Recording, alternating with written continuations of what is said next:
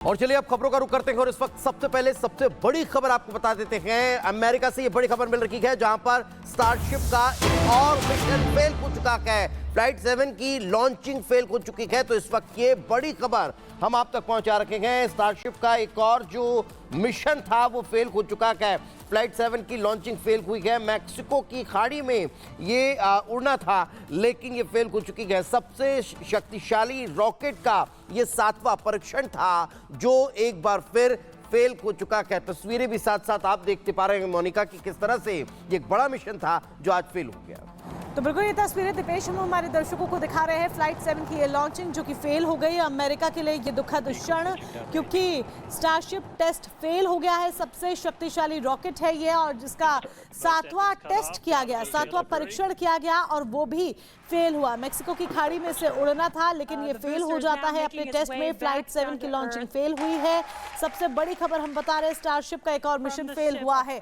एक के बाद एक मिशन लॉन्च जरूर हो रहे हैं लेकिन सुपर पावर को ये बड़ा झटका यहाँ पर लग रहा है क्योंकि पहला, दूसरा, तीसरा नहीं बल्कि ये 7वां टेस्ट था दीपेश और 7वें टेस्ट में भी फेलियर ही हाथ लगा है। बिल्कुल वाकई ये कोई पहली बार नहीं था लेकिन 7वें टेस्ट में भी फेलियर ये दर्शा रहा है कि अभी कुछ और परिस्थितियां हैं जिन पर काम करने की आवश्यकता है। लेकिन एक दुखद क्षण, दुखद पल जब शक्तिशाली रॉकेट नाकाम हो गया। 7वीं बार इसका सफल परीक्षण हो रहा था लेकिन एक नाकामी जो है वो हाथ लगी है। बिल्कुल बड़ी नाकामी हाथ लगी है क्योंकि फ्लाइट 7 की लॉन्चिंग विफल हो गई है, फेल हो गई है। टेस्ट किया गया, 7वां ये परीक्षण था, 7वां टेस्ट था लेकिन सबसे शक्तिशाली रॉकेट इसे माना जा रहा है और फ्लाइट 7 जो सबसे शक्तिशाली रॉकेट माना जा रहा है, सबसे पावरफुल रॉकेट माना जा रहा है, उसकी लॉन्चिंग का ये टेस्ट था जो कि फेल हो गया। लॉन्चिंग के दौरान क्या दिक्कत परेशानियां आई ये अभी विस्तार से डिटेल्स आनी बाकी हैं लेकिन बड़ी जानकारी निकलकर ये सामने आ रही है कि लॉन्चिंग के दौरान ही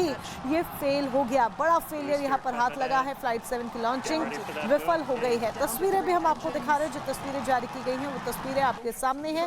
सबसे शक्तिशाली रॉकेट इसे माना जा रहा है लेकिन टेस्ट की जब बारी आ रही है तो जमीनी स्तर पर ये फेल साबित हो रहा है दीपेश। बिल्कुल और सबसे शक्तिशाली रॉकेट इसे माना जा रहा था। 7 बार इसका सफल परीक्षण करने की कोशिश की गई। ये 7वीं बार था जब इसकी लॉन्चिंग हुई लेकिन ये लॉन्चिंग भी विफल रही। जो जानकारी है वो ये बताई जा रही है कि सब कुछ सही था लेकिन अचानक से कुछ तकनीकी खामियों के कारण ये जो परीक्षण था वो भी विफल रहा।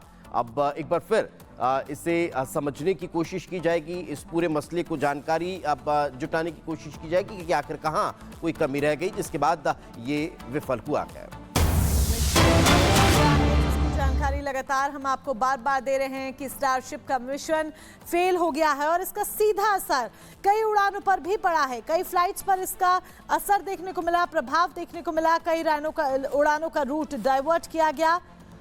अटलांटिक से होकर जाने वाली फ्लाइट डाइवर्ट कर दी गई है। फ्लाइट 7 के मलबे के कारण ये फैसला लिया गया है। तो जिस तरीके से परीक्षण किया जा रहा था, परीक्षण में फ्लाइट 7 फेल होता है और फेल होने के बाद इसका जो सीधा असर है वो उड़ानों पर पड़ा है क्योंकि उड़ानें रद्द करनी पड़ी, कुछ उड़ानों का रूट डाइवर्ट किया गया, कई उड़ानों पर इसका सीधा असर पड़ा है। स्टारशिप के मिशन के बारे में हम आपको जानकारी दे रहे हैं। फ्लाइट 7 की लॉन्चिंग का वक्त था और खुशी की फ्लाइट 7 लॉन्च किया जाएगा। उम्मीदें कई सारी थी लेकिन उन तमाम उम्मीदों पर पानी फिर जाता है जब लॉन्चिंग का वक्त आता है क्योंकि तमाम दिक्कतों के कारण ये परीक्षण फेल हो जाता है, विफल हो जाता है, जिसके बाद जो उम्मीदें लगाए बैठे थे वो उम्मीदें फेल हो जाती हैं, वो उम्मीदें टूट जाती हैं।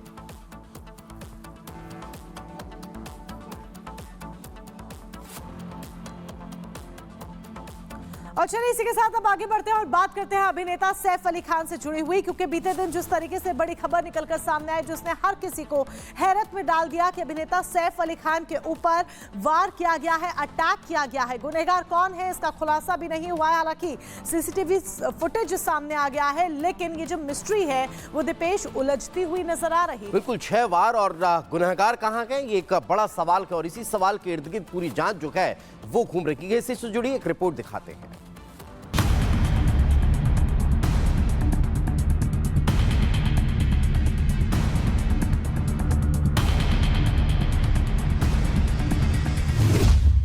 सैफ पर वार, कौन गद्दार?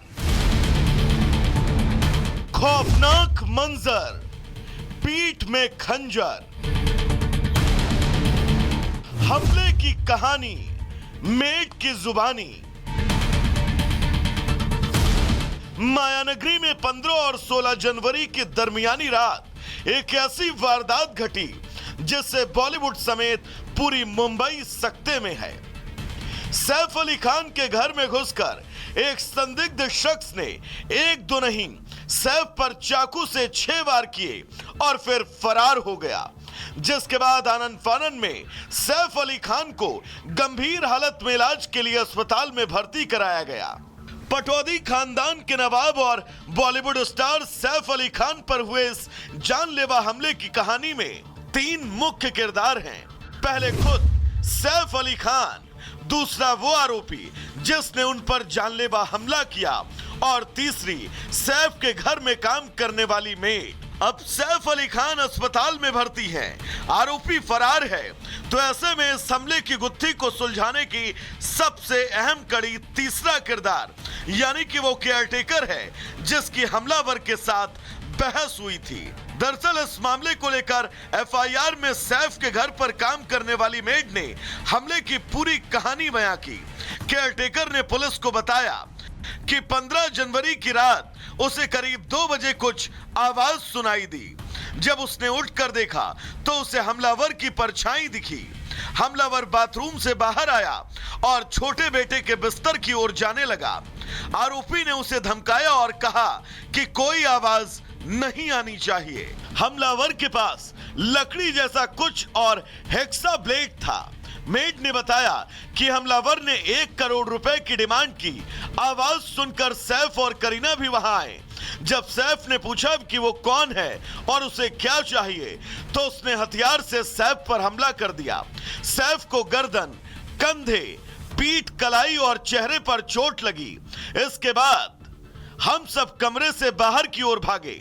आवाज सुनकर सो रहे रमेश, हरी, रामू और पासवान भी बाहर आए। उसके बाद जब हम दोबारा कमरे में गए तो कमरे का दरवाजा खुला था। मामला हाई प्रोफाइल होने की वजह से मुंबई पुलिस भी फौरन एक्शन में आई और मामले की जांच के लिए 20 टीमों का गठन किया गया। वारदात की खबर मिलते ही मुंबई पुलिस की टीम सैफ अली खान के अपार्टमेंट में पहुंची। डीसीपी तमाम मुंबई पुलिस के अधिकारी इस समय सैफ अली खान के देखिए अपार्टमेंट के अंदर मौजूद हैं। दत्ता नलावड़े जो कि देखिए डीसीपी हैं मुंबई पुलिस के, वो भी यहाँ पर पहुंचे हुए हैं। और देखिए दस्तावेज और तमाम हर एक पहलुओं पर जांच यहाँ पर क्राइम ब्रांच की टीम में लगभग 20 से ज़्यादा टीमें क्राइम ब्रांच और मुंबई पुलिस की मिलाकर अगर बात करें तो इस पूरे घटनाक्रम की जांच में जुटी हैं। 6 जख्म उनके शरीर पर मिले, जिसमें से 2 काफ़ी गहरे भी थे। जब उनके शरीर से